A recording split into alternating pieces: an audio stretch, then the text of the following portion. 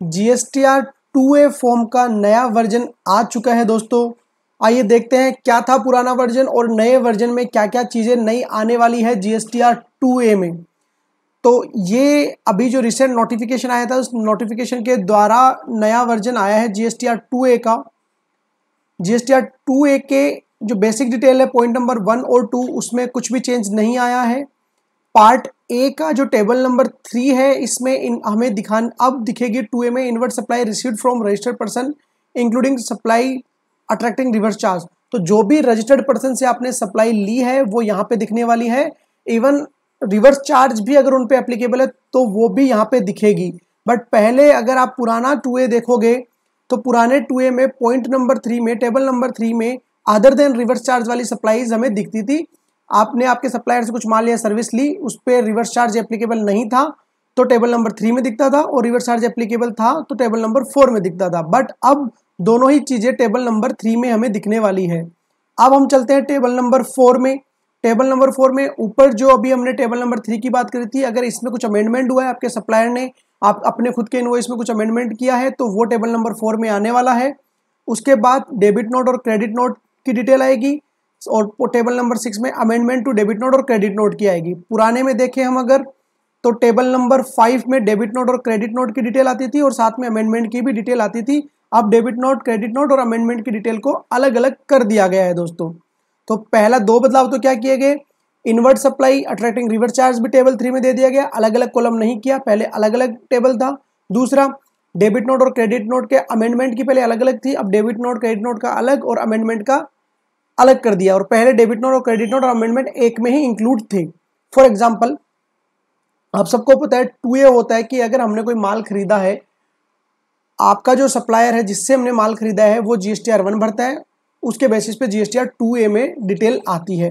तो GSTR 2A में पहले कुछ अलग टेबल्स थी, अब कुछ नई टेबल्स और इंसर्ट हुई है। जो पुरानी टेबल्स थी उनका भी थोड़ा सा फॉर्मेट चेंज किया है।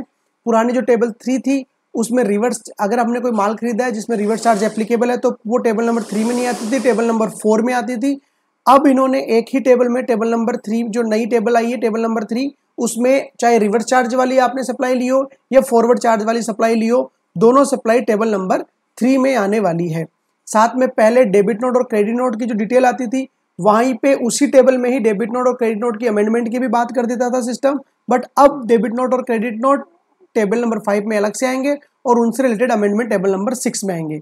इसके बाद टेबल नंबर 7 में अब ISD क्रेडिट रिसीव्ड आएगा, पहले टेबल नंबर 6 में था ये, और उसके बाद ये फॉर्म पार्ट C में आता था TDS और TCS क्रेडिट रिसीव, और उसके बाद ये फॉर्म खत्म हो जाता था। अब नए फॉर्म में और क्या चीजें आई है दोस्तों, टेबल नंबर 7 में ISD credit received, table number 8 में amendment to ISD credit, table number 9 में TCS एंड TDS क्रेडिट और उसका अमेंडमेंट। अब नया पार्ट ऐड हो गया पार्ट D।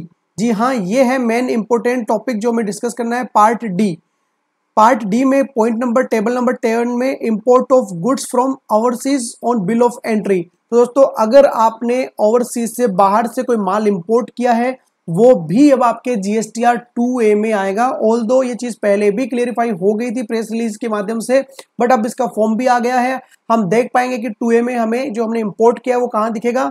अगर आपको देखना है तो वो अब आपको टेबल नंबर 10 में देख पाओगे, आइस गेट रेफरेंस नंबर के द्वारा, बिल ऑफ एंट्री के द्वारा यहाँ पे वो अमाउंट टेबल नंबर 10 में आने वाला है।